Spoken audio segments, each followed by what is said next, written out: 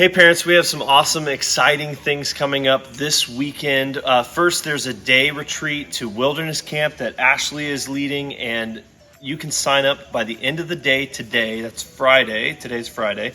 You can sign up by the end of the day today for your 6th through 8th graders. They're going to be leaving pretty much right after church around 12:30. They're going to have a meal and then head up to Wilderness Camp. It's going to be an awesome time. There's options to sign up in multiple different ways. I'm sure you've gotten a link through your email. Maybe it's been handed to you or whatever. There's options and ways to sign up for that. Also, coming up this Wednesday, October 11th, we have our church family tailgate.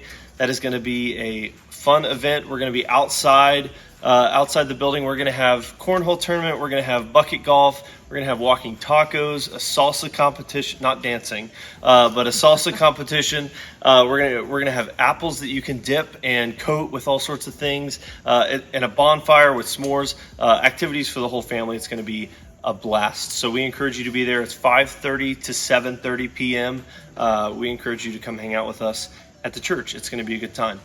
So these videos, each month, we're going to be giving a little bit of information on how to be better disciple makers and what it looks like to be the primary disciple maker in the home. And we want to give you opportunities to practice that in the home, and we want to help you out as well. We're not professional parents. Nobody is, but we want to help you as much as we can as primary disciple makers in the home. So this month, we want to talk about handling pressure in the home.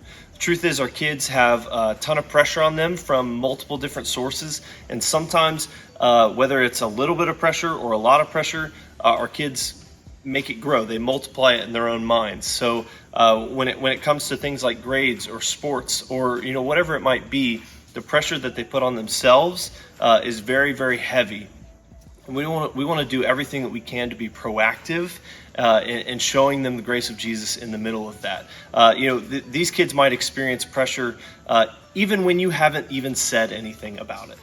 Yeah, I know. I'm not that far removed from high school, and I just got into college not too long ago, and I really put a lot of pressure on myself for grades. And I mean, my parents put pressure on me too to do well, but I think it was just heightened by the fact that I would put it all on myself to try to do better. So I definitely recommend talking to your kids and trying to figure out where they see that stress and that pressure coming from. Yeah, and this is something that you can start practicing with even the smallest, youngest children in your family. So even toddlers and preschool students and early elementary kids begin to feel pressure in succeeding and being the best at something. And this is a great time for you to offer grace, for you to offer love, and help kids recognize their God-given abilities and celebrate those, and walk with them when they're disappointed. Jesus was often disappointed in his life, and he extended grace to his friends. And this is an opportunity as a parent for you to love your child through disappointment, and then also celebrating with them when they do have a success or do well in an area.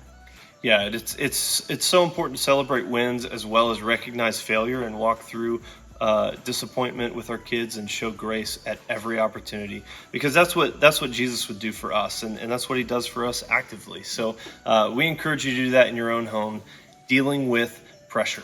Yeah, and don't be afraid to admit your own failures, so your kids know that even as a parent, you make mistakes too. Oh yeah, for sure.